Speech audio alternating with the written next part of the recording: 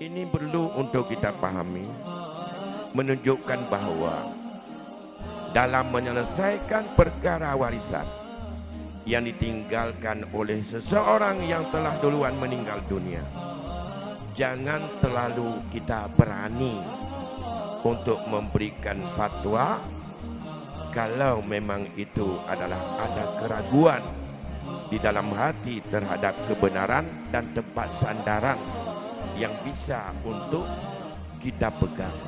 Karena akibatnya keputusan berkaitan dengan pengalihan milik ini, di saat milik itu dipakai oleh orang yang kita berikan legalitas untuk dimiliki, ternyata itu adalah bukan pada hakikatnya miliknya.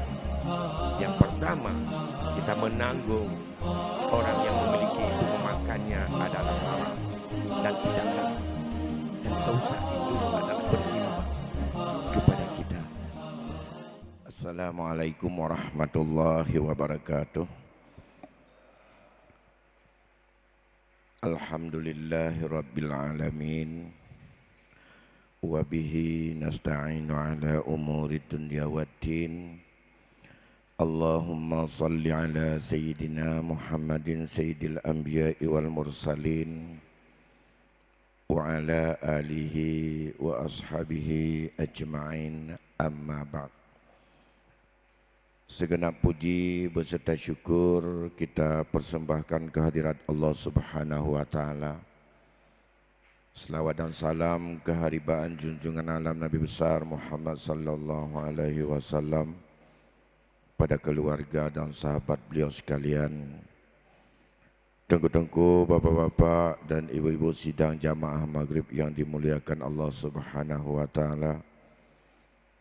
Sembari kita untuk meniang iktikaf, mari kita lanjutkan pengajian kita berkaitan dengan masalah ilmu waris atau hukum faraid ini untuk menjadi pegangan dan amalan bagi kita dalam rangka untuk betul-betul kita membersihkan terhadap milik kita yang hidup, yang tidak lama hidup ini, agar mudah dalam pertanggungjawaban kita di hadapan Allah nanti. Pada malam ini kita coba melihat satu persoalan yang sangat hati-hati dalam mengambil tindakan hukum dan keputusan hukum yang dilakukan oleh para sahabat-sahabat Rasulullah sallallahu alaihi wasallam berkaitan dengan status kakek. Kakek adalah seorang yang merupakan ayah kandung daripada orang yang meninggal dunia, itu kakek. Jadi andai kata seseorang meninggal, mungkin masih ada ayahnya.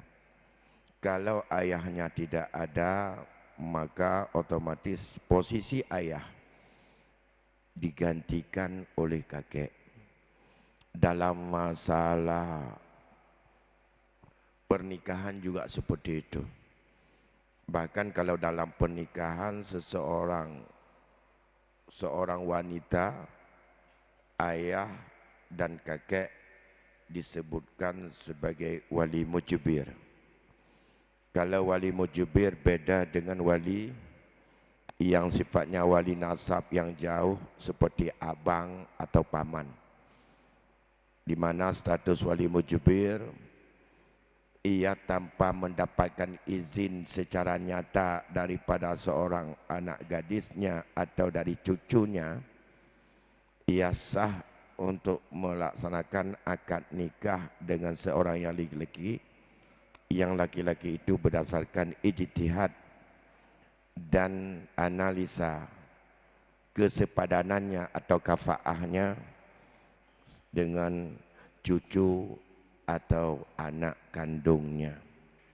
Berbeda statusnya kalau tingkat yang ketiga, yaitu abang atau adik kandung atau adik sebapak atau abang sebapak. Ia di dalam status wali dianggap wali nasab, tapi tidak punya kewenangan untuk bisa melaksanakan nikah secara paksaan. Artinya tanpa persetujuan dan izin yang dinyatakan secara jelas oleh seorang perempuan. Dalam kasus faraid, berkaitan dengan status kakek ini berbeda dengan ayah. Kalau ayah daripada si mayat itu enggak ada khilaf, karena itu adalah merupakan penjelasan dan isyarat ayat. Begitu juga isyarat hadis. Walaupun dalam tradisi kita ayah biasanya dinomorduakan oleh anak si mayat dan oleh suami atau isteri si mayat. Kita anggap bahwa seolah-olah ayah si mayat bukanlah orang penting dalam proses penerimaan warisan. Kalau itu terjadi dan berat kejadian dalam masyarakat kebanyakan kita, itu tak lebih daripada pengaruh daripada hukum barat yang pernah berlaku dan sampai hari ini masih berlaku di negeri kita. Sedangkan status ayah dalam hukum Islam, dalam hukum waris, ia adalah orang yang selalu mendapatkan hak ataupun warisan yang diberikan oleh Allah tanpa ada khilaf. Baik statusnya bila tidak ada ayah, anak dan cucu, ia menjadi sebagai seorang yang mengambil seluruh harta. Andai kata ada anak atau cucu, maka dia bisa mengambil 1/6, setelah itu mengambil sisa kalau masih ada, sebagai status asabah binafsi. Sedangkan berkaitan dengan masalah kakek, itu tidak ada di dalam ayat, tidak ada dalam hadis. Maka mulai para sahabat terjadi dua pendapat besar. Yang lebih banyak tokoh-tokoh dari sahabat yang lebih banyak menggelut dengan ilmu ini, seperti Ibnu Mas'ud misalnya.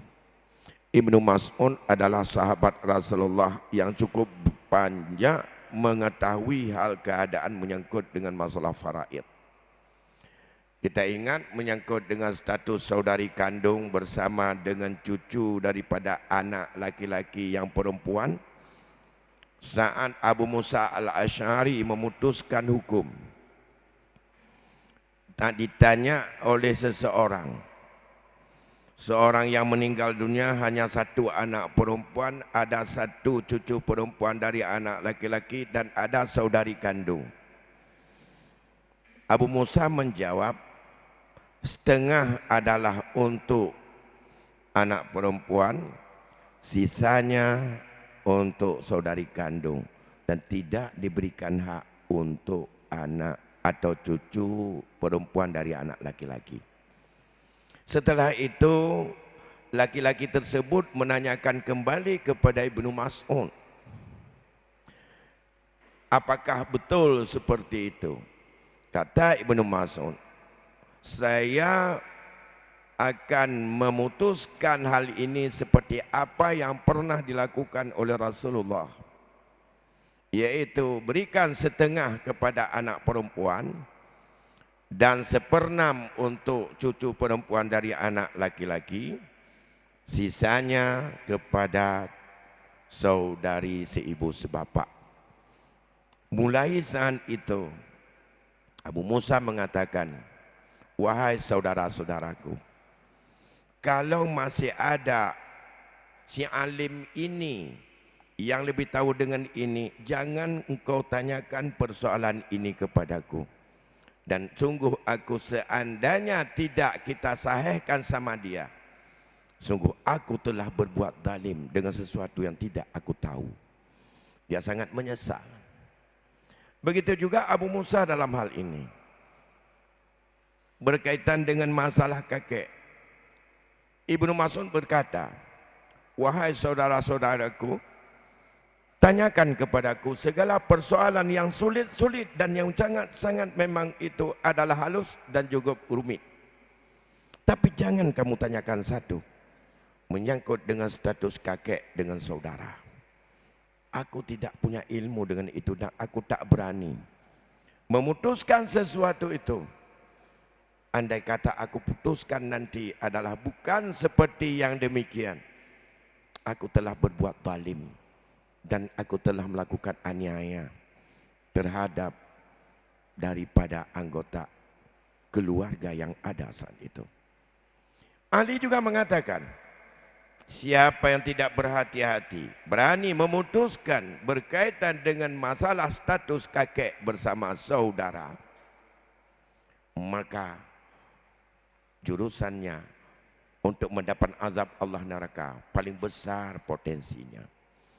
Begitu hati-hati dan takut para sahabat berkaitan dengan masalah penetapan hukum yang berkaitan belum dilakukan oleh Rasul, hingga perlu analisa yang sangat kritis yang dalam para sahabat bila tidak dicapai kepada kesepakatan, tetapi keputusannya adalah betul-betul pertimbangan yang sangat panjang.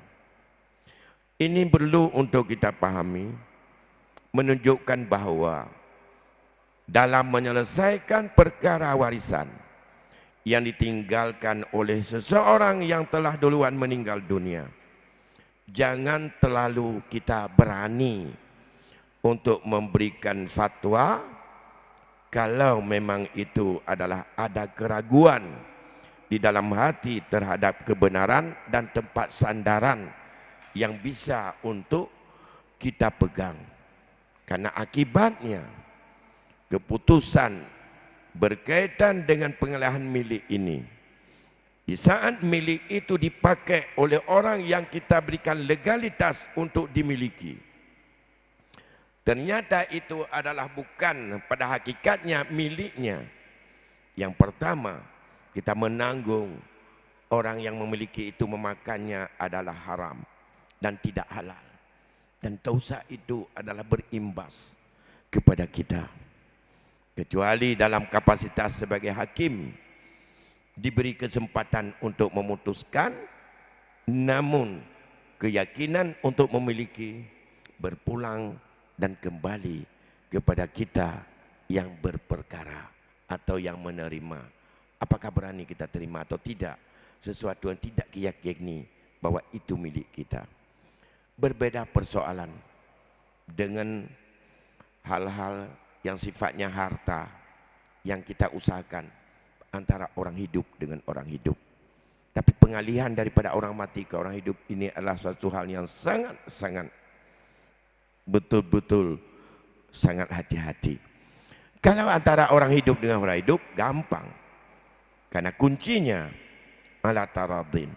Kalau sudah saling ridha, kita halal memakannya. Kecuali hal-hal yang sifatnya dosa dengan Allah, itu tidak akan bisa untuk taradin atau saling ridha dan saling untuk meridhakan antara manusia. Seperti pemakan suap, walaupun diridai oleh yang memberi suap dan juga senang diterima oleh penerima suap, antara yang penyuap dan yang disuap, mereka itu adalah senang sama senang, dan itu tetap tidak halal dimakannya. Beda jual beli. Kalau sudah ridha orang beli dan kita puas menjualnya, tidak ada gharar, gak ada penipuan, menurut lahir ini barang berapa kamu beli? Sekian. Yang beli puas, yang menjual puas, halal. Tapi menyangkut dengan hukum Allah yang sudah digariskan, ridha antara kita, tidak bisa untuk merubah sesuatu yang hakikatnya bukan milik kita untuk halal. Seperti suap tadi, dan juga seperti menyangkut dengan makan riba. Riba itu walaupun senang sama senang, tetap itu haram. Enggak apa-apa, yang memberi sudah senang, Yang menerima juga senang. Senang sama senang tidak merubah keharaman menjadi halal. Tetap dia pada sisi haram. Maka berbeda, ini juga masalah faraid. Kalau memang orang-orang yang pemiliknya kita tahu dan ridha, maka bisa untuk diridai oleh dia berubah menjadi halal. Sehingga dalam hal ini pendapat yang paling keras, yang pendapat ini dipegang oleh mazhab Hanafi, yaitu mereka potong kompas. Kalau seorang kakek sebagai pengganti ayah, sebagai penerima asabah, dan ia adalah merupakan ahli waris terdekat ayah yang paling kuat hina kakek, maka bila ada kakek, seluruh saudara, bukan hanya saudara seibu, saudara seibu sebapak, saudari seibu sebapak, saudara sebapak dan saudari sebapak, semuanya terhalang dan tidak dapat apa-apa. Ini pendapat sangat ekstrim yang dipegang oleh mazhab Hanafi, dan pendapat ini di kalangan sahabat termasuk dipegang oleh Sayyidina Abi Bakar, Zaid bin Sabit dan Ibnu Abbas. Terhijab, sebuah pendapat terhijab oleh kakek juga menghijab, artinya menghalang terhadap saudari kandung dan saudara kandung. Namun ada pendapat lain yang masyhur di kalangan sahabat dan masyhur di kalangan mazhab. Mazhab Syafi'i, mazhab Hambali dan mazhab Maliki.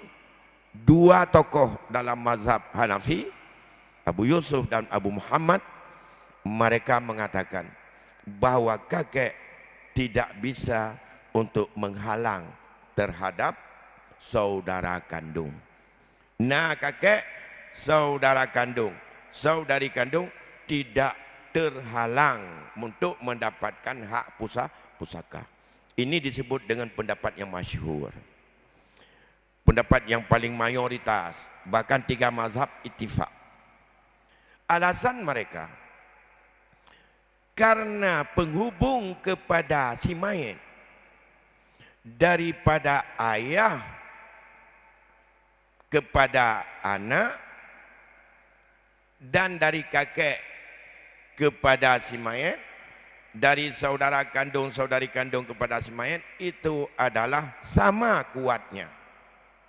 Alasan yang pertama, karena ada hubungan saudari kandung dan saudara kandung dengan orang meninggal karena dihubung oleh ayah.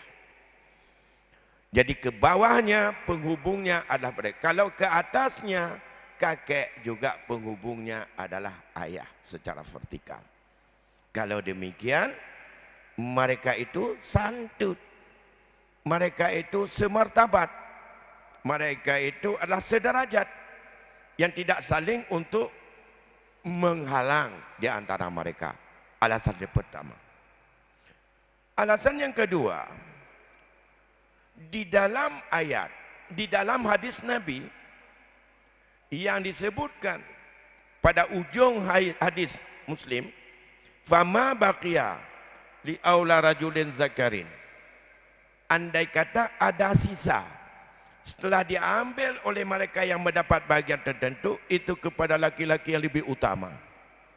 Laki-laki yang lebih utama dilihat daripada kekuatan, terutama kalau kita lihat daripada garis kewalian yang bisa untuk menjadi kekuatan untuk mensahkan akad nikah adalah kakek.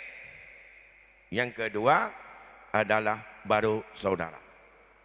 Kalau dalam ayat ini, maka kakek dengan saudara tidak bisa dikatakan siapa yang lebih utama di antara mereka. Andai kata nanti seorang kakek meninggal dunia setelah diambil pusaka daripada si mayit, maka harta itu yang akan menjadi ahli waris bukanlah mereka daripada saudara-saudara si mayit, tetapi merupakan daripada saudara-saudara.